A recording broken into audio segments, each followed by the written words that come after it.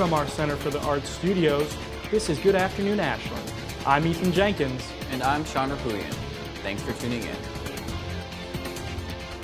The Ashland High School Music Department has just returned after spending 6 days on a spring break trip to Orlando, Florida, showcasing the hard work and talents of the school's musical groups.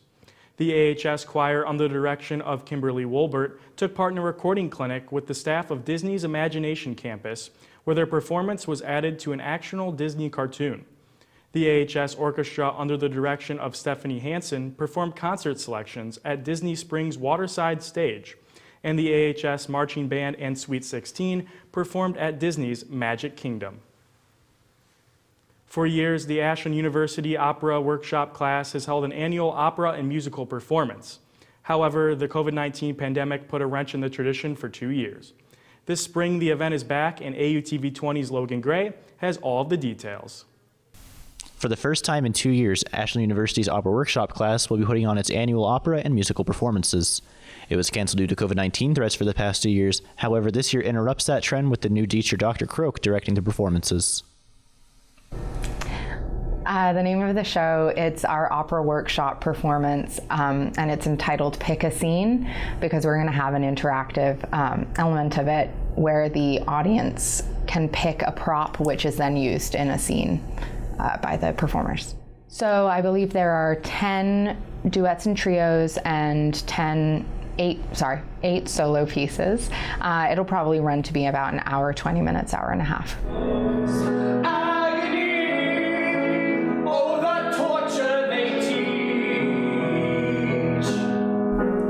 We have selections from Into the Woods, Carousel, South Pacific, Rent, Dear Evan Hansen, just to name a few. It really runs the gamut of all different types of style within the musical theater genre. All right. Smoking drugs, just fix it.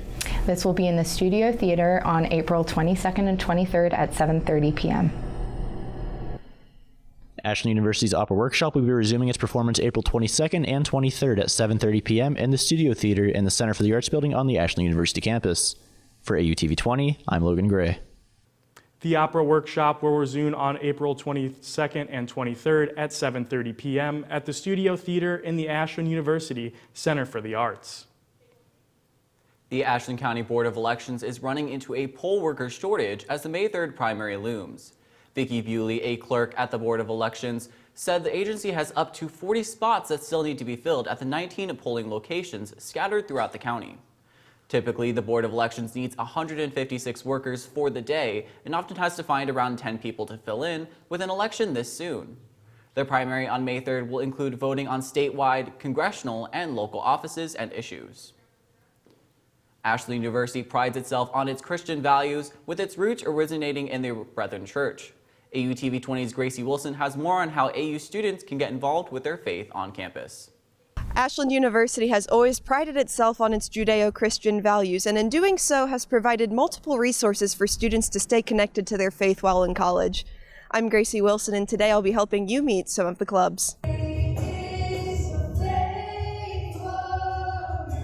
Time where people can come and get together with other Christians, and a time of worship, as well as like a sermon and an important message that kind of is really encouraging to students and angled more towards like college life. My favorite part is definitely the worship. It's nice to kind of break up my week with something like that that's really encouraging.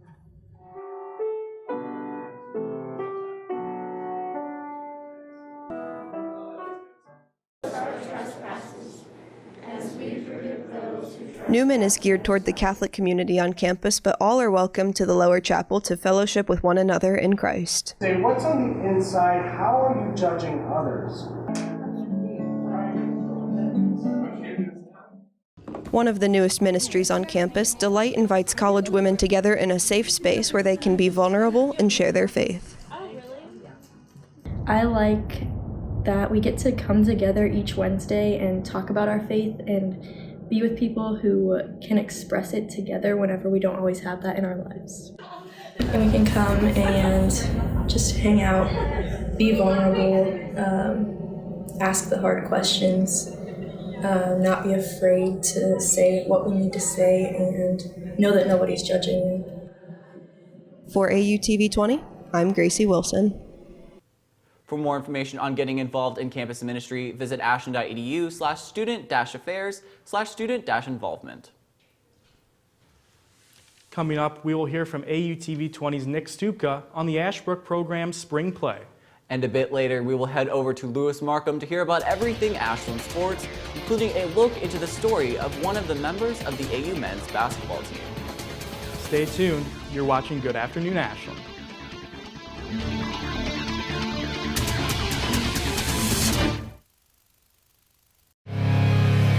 From our Center for the Arts studio, this is AUTV 20. It's more than a college TV station. It's award-winning student-made content. It's the best in news and sports. It's talking to campus. It's reaching out into the community. It's real-world experience. It's AUTV 20.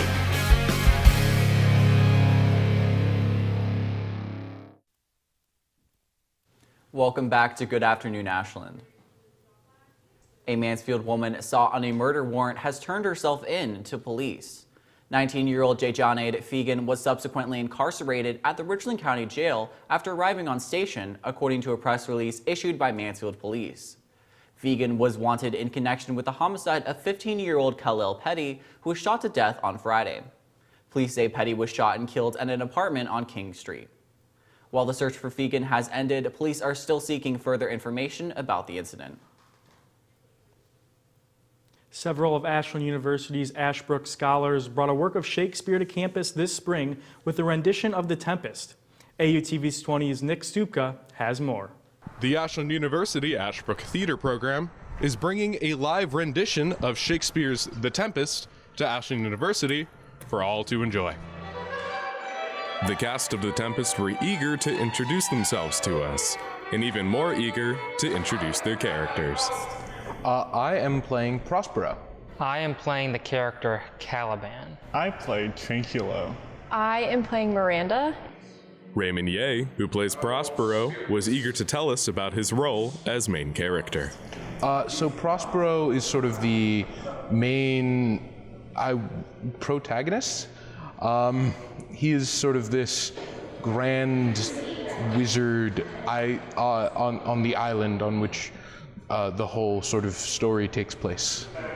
We have all worked really hard on this. I mean, I personally have like 114 something lines of Shakespeare memorized, so it's a lot. Sabrina Maristella, director of the play, also gave her perspective of the performance and why all should come and see it. We don't often get the opportunity to see Shakespeare performed at all, let alone live, right here. Come out to learn something, come out to have fun. Shakespeare's fun. I'm Nick Stupka. Thank you, Nick. We're going to take a break, but when we come back, sports anchor Lewis Markham will fill us in on the sports happening around Ashland University. You're watching Good Afternoon Ashland.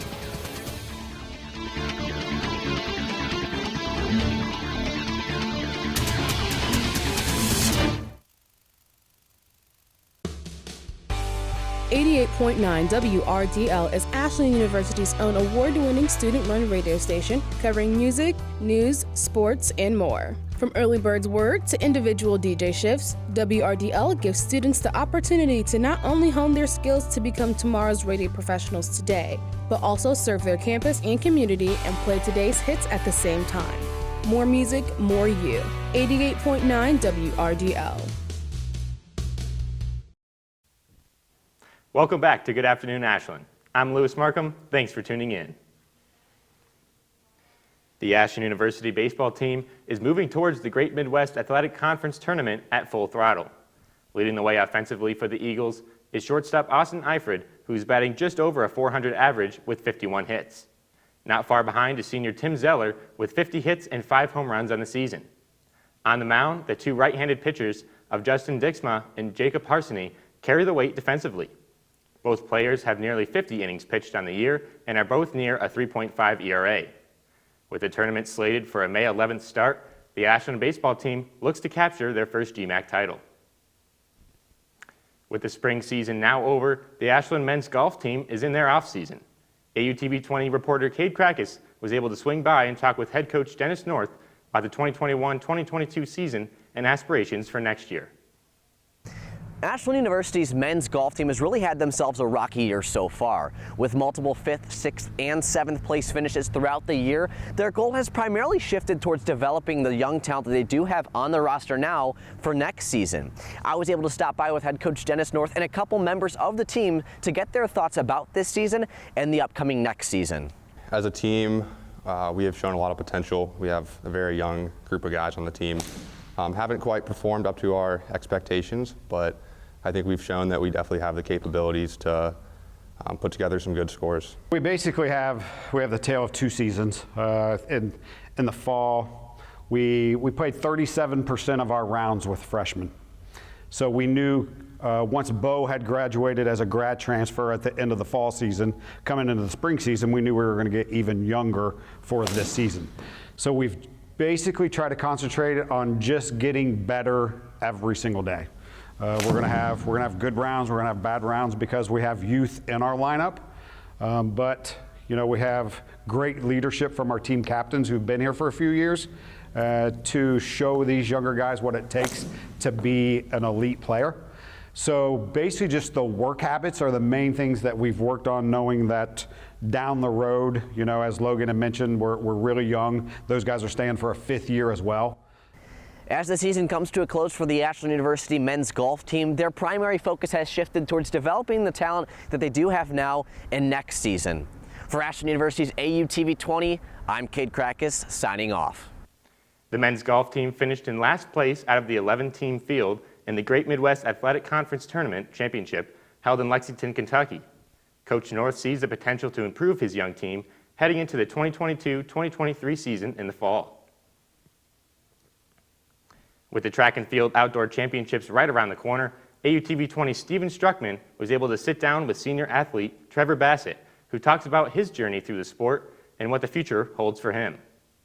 Thanks, Lewis. Right now I'm sitting down with AU men's track athlete Trevor Bassett. Trevor, thank you so much for joining down with me today. Yeah, thank you. Thanks for having me. I appreciate it. So track is not something that is really talked about a lot as a younger individual. You have Pop Warner football, you have Little League baseball. What got you into track a lot as a younger person? Yeah, my first year at track and field was 7th grade. It was the first year my school offered it, and I mainly got into it as a way to keep me in shape for basketball season, and all my older siblings did it. I'm the youngest out of 4 siblings, and they all did track. My 2 older sisters both did it in college. My brother did it in high school. And so it just kind of seemed like a good way to keep me in shape, and it was just a fun thing to do that my older siblings did. Yeah, so recently you just lost your coach. Condolences for that. Thank you. What are some of the ways that has impacted you both on and off the track? Yeah, on the track it's really affected me because I've, along with the other 5th-year seniors, have kind of had to step into even more of a leadership role, really carry that tradition he has of accountability, work ethic, and really cultivating that family culture still. And then off the track, it's impacted me because he is a very big reason as the man I am today. So losing someone like that, you can't really replace. So it's kind of something I've had to work through along with some of my teammates. Yeah, so career-wise, with your degree, can you tell us a little bit more about that and what you're doing here at Ashland University? Yeah, so last spring I graduated with my BSBA in sport management with a finance minor. And a couple weeks ago, I just wrapped up my MBA in executive management. So those are going to be good things as I go after I finish professional track and field. I want to look into either being an athletic director or a track coach, so those will be good degrees to help me out down the road. So you just mentioned a professional athlete in track. So what does that look like as a professional track athlete in terms of the Olympics and World Championships? What does that look like for you? Yeah, so everyone knows the Olympics every 4 years. There's indoor World Championships, which I just got back from, and then outdoor World Championships, which are coming up this June and July. So those are the big things you want to shoot for as an athlete. Outside of that, there's major competitions. There's meets over in Europe, Germany, all those countries overseas, and there's a couple back home. So really looking forward to that, getting in a lot of traveling. I've never viewed myself as a traveling kind of guy, but there's never a bad reason to travel the world. So I'm kind of looking forward to that. So you just completed your indoor nationals in Serbia. Tell me about how that was, as a traveling, going across the world, excuse me. What did that look like for you as an American going into Serbia? Yeah, it was an unbelievable experience. I had never left the country before, never even gone to like Canada, Mexico. So for my first country to be Serbia was really cool. And I mean, being a part of Team USA is every athlete's dream. So to be able to do that while I'm still in college is really cool. Going out to Serbia representing Team USA is already an honor. And then to be able to go out there, make it through the rounds, get to the final, get second place, miss winning my first world title by 0.05 seconds, which really hurts, but yeah. It's a sport, it's nature of the beast. So to be able to go out there, represent my country on a global stage, and to get that medal and hold that American flag over my shoulders was a dream come true. So there's obviously a difference between the World Nationals and the Olympics. Can you kind of go in depth more and explain what the differences between those are? Yeah, so the Olympic Games are essentially the big fish, right? It's every 4 years, it's the big ceremony, opening ceremonies, closing ceremonies, the Olympic Village. It's this whole grand show, it's the production. There's all this history behind it. So the Olympics is the #1 goal, especially since it's every 4 years, whereas World Championships kind of are every 2 years. It's kind of weird now because of COVID pushing everything back. There's a lot of World Championships consecutively leading into the next Olympics. Mm-hmm. But at the end of the day, if you look at it with tiers, the Olympic Games are probably up here, outdoor championships are here, and then indoor championships are just below that. So it's essentially a ranking of 3. Gotcha, okay. So circling back here at Ashland, indoor track season is over and outdoor season is well on its way. What are your expectations going into the rest of the season here at AU, excuse me? Yeah, so the expectation as a part of the Ashland track and field team is always win a national championship, right? That was Judd's standard, that's our standard, that doesn't change regardless of the situation. But for that to be the standard, you have to have a national championship standard every day. We have to show up to practice every day, give a national championship effort, we have to show up, we have to get sleep, we have to eat, take care of our classes. So we really just have to take it one day at a time, stay in the moment, be the best we can be with everything we do, and then build that forward, and then when it's time to get to the national championships, compete, lay down some times, and be hard to beat. Trevor, thank you so much for joining me today. It was a pleasure to speak with you, and good luck up for the rest of the season. Lewis, back to you. The track and field team is set to start the Great Midwest Athletic Conference Indoor Championship on May 4th in Owensboro, Kentucky. The team will then have a short break before heading to the NCAA Outdoor Championships, which will be held on May 26th through the 28th in Allendale, Michigan. Though the basketball season is over, there are plenty of stories outside of the sport that sometimes go overlooked. AUTV 20 reporter Braden Creveling was able to capture the story of Ethan Conley and his journey through illness to playing for Ashland University. For Ashland University's Ethan Conley, becoming a Division II basketball player was not an easy path. Let's take a dive into his story. My name is Ethan Conley. I'm a junior basketball player here at Ashland. My major is finance with a minor in marketing. I chose Ashland University pretty much just because Coach Ellenwood, he offered me first, and I always had it in the back of my head that I was going to pick the school that really, put their faith in me and took a chance with me. And I love the program. I love the players, so it was a perfect fit. Outside of my shooting, I would definitely say my defense is something that I can bring to the table. I also believe, offensively, I can just move the ball. It doesn't really bother me as long as I'm doing something to help the team win. Whatever I need to do, then that's what I'm going to do. My stomach started hurting. I didn't feel right. And then, I took some medicine and, drank some water. We thought it was just, a stomach bug. Keep going on. When I got into the hospital, they gave me fluids and everything. And then a couple of days later, a blood sample of mine came back and they said that I had viral myositis with rhabdomyolysis. And that pretty much the short explanation for that is just it's eating away all my muscles. It was terrifying for the most part. I mean, just being a kid, you think everything's going to go your way, everything's going to be fine. But then just to experience that at that sudden moment, it was terrifying. 33, it just means pushing through, and God's going to be there for you whenever you need him. Nothing too big or small. There's nothing that God can't handle. And, in that situation, being in the hospital for 33 days, it's just a reminder of what God has done in my life and how he's blessed me. Just being able to be alive, that's enough for me. And then being able to be playing D2 basketball, at a great university, on top of that, is just blessings on top of blessings. Through all of the hardships, Ethan Conley continues to persevere and will lace up for the Eagles in his senior season next year. That's a look at sports, both Ashland University and beyond. I'm Lewis Markham. Back to Ethan and Sean at the news desk to wrap up this edition of Good Afternoon Ashland. Thanks, Lewis. We hope you enjoyed this edition of Good Afternoon Ashland. To keep up on AUTV20, make sure to follow us across all social media at AUTV20. Stay tuned into 88.9 WRDL, AU student-run radio station at 88.9 FM and online at WRDLFM.com.